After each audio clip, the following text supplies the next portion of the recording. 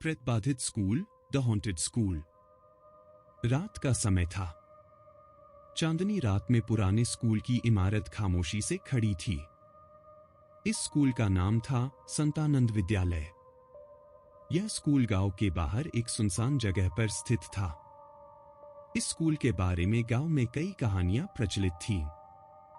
कुछ कहते थे कि यहां रात में अजीब आवाजें आती हैं, तो कुछ का मानना था कि यहां आत्माएं भटकती हैं। कहानी की शुरुआत। एक बार गर्मियों की छुट्टियों के दौरान गांव का एक युवक आर्यन इस स्कूल की रहस्यमय कहानियों की सच्चाई जानने का निर्णय लेता है। आर्यन बहुत ही जिज्ञासु था और उसे डर जैसी कोई चीज महसूस नहीं होती थी। एक दिन आर्यन ने अपने दोस्तों से इस स्कूल में जाने की बात की, लेकिन सभी ने मना कर दिया। किसी ने कहा कि ये बहुत खतरनाक है, तो किसी ने कहा कि वह व्यस्त है। लेकिन आर्यन का जिज्ञासु मन इसे टाल नहीं सका। उसने अकेले ही जाने का निर्णय लिया। वह टॉर्च, कैमरा और कुछ खाने पीने की चीजें लेकर निकल पड़ा। रात के लगभग 11 बजे आर्यन स्कूल के मुख्य द्वार पर पहुंचा। चारों ओर अंधेरा और सन्नाटा था। थोड़ी देर तक वह बाहर खड़ा होकर अंदर जाने की हिम्मत जुटाता रहा। अंततः उसने दरवाजे को धक्का दिया और दरवाजा चरमराते हुए खुल गया। स्कूल के अंदर का माहौल बहुत ही भयानक था।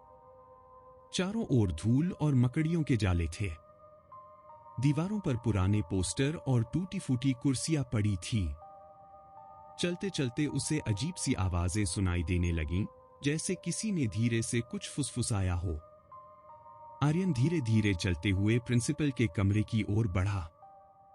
वहां पहुंचने पर उसने देखा कि कमरे का दरवाजा आधा खुला हुआ था। जैसे ही वह अंदर गया, कमरे में रखी कुर्सी अपने आप हिलने लगी। आर्यन ने घबराते हुए चारों ओर देखा, लेकिन वहां कोई नहीं था। उसने अपने कैमरे से तस्वीरें लेनी शुरू की ताकि बाद में इन्हें देख सके। प्रिंसिपल के कमरे से निकलकर वह लाइब्रेरी की ओर बढ़ा। लाइब्रेरी में घुसते ही अचानक दरवाजा जोर से बंद हो गया। आर्यन डर गया, लेकिन उसने हिम्मत नहीं हारी। तभी अचानक किताबें अपने आप शेल्फ से गिरने लगीं और चारों ओर अजीब सी आवाजें आने लगीं। आर्यन ने अपनी टॉर्च की रोशनी घुमाई तो उसने देखा कि दीवार पर एक छाया हिल रही है। तभी एक ठंडी हवा का झोंका आया और आर्यन की टॉर्च की रोशनी कमजोर पड़ गई। तभी अचानक सामने एक औरत की परछाई दिखाई दी। वह परछाई धीरे धीरे पास आने लगी। आर्यन डर के मारे कांपने लगा। वह परछाई और पास आई और धीरे धीरे एक औरत की आकृति में बदल गई। वह एक पुराने जमाने की पोशाक पहने हुए थी और उसका चेहरा बहुत ही भयानक था। वह औरत बोली, मैं इस स्कूल की पूर्व शिक्षिका हूं। मेरी आत्मा यहां बंद है क्योंकि मेरे साथ अन्याय हुआ था। मुझे इस स्कूल में मरने के लिए छोड़ दिया गया था।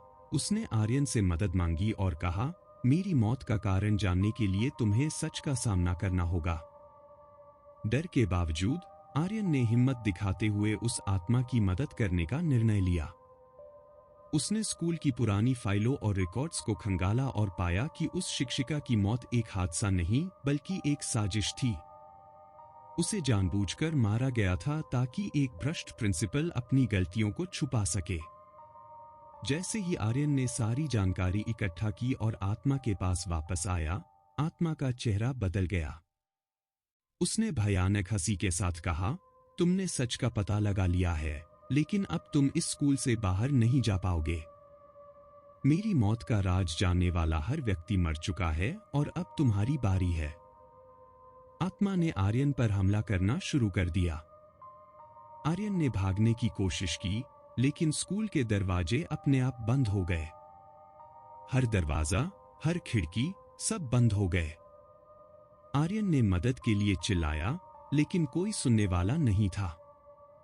आत्मा ने उसे कमरे में कोने में धकेल दिया और उसकी आंखों में अपनी भयानक छवि दिखाई। आर्यन ने अपनी आखिरी सांस तक संघर्ष किया, लेकिन आत्मा के कहर से बच नहीं सका। अगले दिन गांव वालों ने स्कूल में आर्यन का मृत शरीर पाया। उसकी आंखें खुली हुई थीं, मानो वह अंतिम समय में कुछ भयानक देख रहा हो। गांव में एक और रहस्य जुड़ गया। अब गांव वाले जानते थे कि जो भी इस स्कूल के रहस्यों को जानने की कोशिश करेगा, वह कभी वापस नहीं आएगा। संतानंद विद्यालय का भयानक सच अब और भी डरावना हो गया था। स्कूल की आत्माएं अभी भी अपने अगले शिकार की तलाश में थीं।